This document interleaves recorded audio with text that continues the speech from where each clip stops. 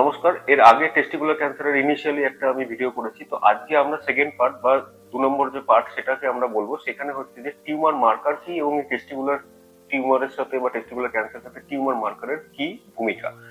এখন tumour marker বলতে আমরা কিছু ব্লাড রিপোর্টকে বোঝাই, যে রিপোর্টগুলো আমরা যখন, এটা শুধু টেস্টিকুলার ক্যান্সারের জন্য, অনেক ক্যান্সারের ক্ষেত্রে এরকম কিছু মার্কার থাকে যেগুলো ইন জেনারেলি নর্মাল অবস্থায় হয়তো পেশেন্টের বডিতে সেই বা রক্তে সেইটা মাত্রা কম থাকে, কিন্তু কিছু কিছু ক্যান্সারের ক্ষেত্রে এইগুলো বা অন্যান্য, শুধুমাত্র যে ক্যান্সার তা নয়, অন্যান্য অনেক ক্ষেত্রে কিন্তু এটা হতে পারে যে এই টিউমার মার্কার গুলো রেজ হচ্ছে বা বেড়ে যাচ্ছে।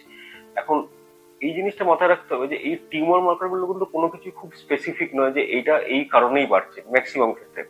কিন্তু এই টেস্টিকুলার ক্যান্সারের জন্য খুব মূলত তিনটে পরীক্ষা আমরা বরাবরই করে থাকি। একটা হচ্ছে আলফা ফিটোপ্রোটিন, একটা হচ্ছে বিটা এইচসিজি, আর একটা হচ্ছে এলডিএইচ, ল্যাকটেট ডিহাইড্রোজেনেস। এই যে তিনটে ব্লাড টেস্ট, এই তিনটে ব্লাড টেস্ট এই টেস্টিকুলার ক্যান্সারের একটা অবিচ্ছেদ্য অঙ্গ ট্রিটমেন্টের দিক থেকে, কিছুটা ক্ষেত্রে আমাদের মনিটরিং এর দিক থেকে, এবং রিল্যাপস বা আবার ফিরে আসছে কিনা সেটা দেখার জন্য, বা ট্রিটমেন্টে কিরকম রেসপন্স করছে সেগুলো দেখার জন্য।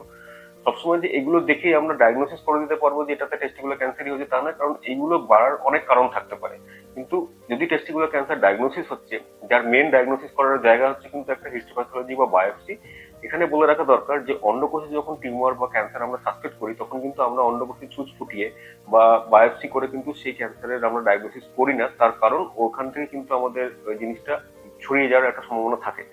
সুতরাং ম্যাক্সিমাম ক্ষেত্রে আমাদের যেটা করা হয় যে অর্কিডেক্টমি, বা ওই অন্ডকোষে ওই দিকের অন্ডকোষের জায়গাটা কিন্তু আমাদের বার করে দেওয়া বা অপারেশন করে বার করে সেটা পুরোটা বায়োপসি করার দিকে আমাদের পাঠাতে হয়। তো এটা হলো অন্যান্য ক্যান্সারের থেকে একটু আলাদা, যেখানে আমরা ইন জেনারেলি ছুঁচ ফুটিয়ে পরীক্ষা করে বা বায়োপসি করি, অন্ডকোষ থেকে আমরা বায়োপসি করি না বা ছুঁচ ফুটিয়ে আমরা পরীক্ষা করি না। যদি কারোর পেটে কোথাও লিম্ফ নোড থাকছে বা কোনো পেটের মধ্যে রেক্টোপিটাল লিম্ফ নোড যেটা বলা হয় সেটা থাকে, সেখান থেকে আমরা যদি দরকার পড়লো যে পেশেন্টের এক্ষুনি ইমিডিয়েটলি, হয়তো কিছু কিছু অ্যাডভান্স স্টেজে পেশেন্ট থাকে যাদেরকে আমরা অপারেশন করার মতো কন্ডিশন নেই, খুব সিরিয়াস বা আমাদের খুব তাড়াতাড়ি কেমোথেরাপি দেওয়ার দরকার পড়তে পারে, সেসব ক্ষেত্রে কিন্তু আমরা হয়তো অন্য জায়গা থেকে যদি ফিজিবল থাকে বায়োপসি করা হয়। কিন্তু অন্ডকোষ থেকে ছুঁচ ফুটিয়ে বা বায়োপসি করা কিন্তু হয় না। এখন যেই টিউমার মার্কার কথা বলছিলাম, যে এই টিউমার মার্কার গুলো আমাদের এই অন্ডকোষ অপারেশন হওয়ার আগে হোক বা পরে হোক করে আমরা একটা দেখে নিতে হয় যে দু ধরনের মূলত আমাদের অন্ডকোষের টিউমার বা টেস্টিকুলার ক্যান্সার হয়, একটা সেমিনোমাটাস, একটা নন সেমিনোমাটাস। সেমিনোমা আর নন সেমিনোমা। সেমিনোমাতে এই ধরনের যে টিউমার মার্কার গুলো আছে, ইন জেনারেলি কোনোটারই খুব বেশি রেস থাকে না বা বেশি থাকে না, বিটা ইসিজি মাঝে মাঝে বাড়তে পারে।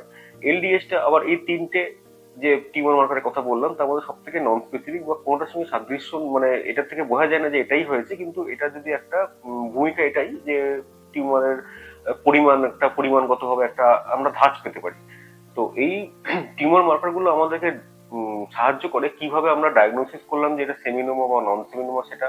2 নম্বর, যখন ডায়াগনোসিস হয়ে গেল তার আইদার ট্রিটমেন্ট অপারেশনের পরে আমরা এটা দেখলাম যে এই ব্লাড রিপোর্ট গুলোর কিছু একটা হাফ লাইফ, মানে একটা নির্দিষ্ট সময় পরে এরা কমতে থাকে। ধরা যাক যে এই আলফা ফিটোপ্রোটিন এর একটা হাফ লাইফ 5 থেকে 7 দিন, সুতরাং যদি এখন 10 হয়, 5 থেকে 7 দিন পরে সেটা 5 হচ্ছে, আরো 5 থেকে 7 দিন পরে সেটা 2.5 হচ্ছে, এইভাবে 50% করে একটা হাফ লাইফ মানে কমতে থাকে। এখন এই অপারেশনের পরে যদি দেখা যায় এগুলো আবার নর্মাল অবস্থায় চলে এসেছে, সুতরাং তাহলে ধরা যেতে পারে যে টিউমারের জন্য বা টেস্টিকুলার ক্যান্সারের জন্য যেটা এলিভেশন বা কিছু মনে হচ্ছিল সেটা কিন্তু কমে গেছে। তো এরকম ভাবে আমাদের রেসপন্স দেখার জন্য বা কেমোথেরাপি হওয়ার পরে তাদের এই ব্লাড প্যারামিটার গুলো কিরকম আছে দেখে নিয়ে আমরা কিন্তু দেখতে পারি যে এই ট্রেনটা কিরকম, যে আমাদের এটাকে কমে গিয়ে নর্মাল অবস্থায় আছে, বা অনেকে হয়তো নর্মাল অবস্থায় ছিল, আবার আমরা যখন 3 মাস 6 মাস পর পর ফলো আপে যখন এটা করছি তখন দেখা গেল আলফা বিটা বাড়ছে বা বিটা ইসিজি বাড়ছে, তখন কিন্তু এগুলো ইনডিরেক্টলি আমাদেরকে একটা ইন্ডিকেট করে যে টিউমারটা আবার কোথাও তৈরি হচ্ছে কিনা, এবং সেই অনুযায়ী আমাদের তার পরবর্তী প্ল্যান করতে হয় যে কি ইনভেস্টিগেশন বা কি ট্রিটমেন্ট, কিভাবে আমরা এটাকে আবার তার পারমুটেশন কম্বিনেশন কিভাবে কি ট্রিটমেন্ট হবে, যে আমাদের আবার অপারেশন লাগবে কিনা, অন্য কেমোথেরাপি লাগবে কিনা সেই হিসাবে। সুতরাং টিউমার মার্কার টেস্টিকুলার ক্যান্সারে একটা খুব ইম্পর্টেন্ট, এবং আমাদের যে স্টেজিং আমরা ফলো করি, যেভাবে স্টেজ 1 2 3 আমরা যেভাবে ভাগ করা হয় তার মধ্যে কিন্তু এই টিউমার মার্কারের একটা উল্লেখযোগ্য ভূমিকা থাকে, এবং এই টিউমার মার্কার উপর ভিত্তি করে আমাদের মনিটরিং, রেসপন্স, রিকারেন্স এবং কতটা রেসপন্ড করলো, কি ধরনের টাইপ অফ টিউমার, এটা কিন্তু আমরা ডিটেক্ট করে থাকি। সুতরাং এই টিউমার মার্কার সবসময় স্পেসিফিক না হলেও এই টেস্টিকুলার ক্যান্সারে কিন্তু এটা একটা খুব একটা ইন্টিগ্রাল পার্ট যেখানে আমরা এইটা ইউজ করছি। তো এই সম্বন্ধে যদি আপনাদের কোনো কোশ্চেন থাকে আমাকে লিখে জানান, আমি তার যথাযথ উত্তর দেওয়ার চেষ্টা করব। নমস্কার।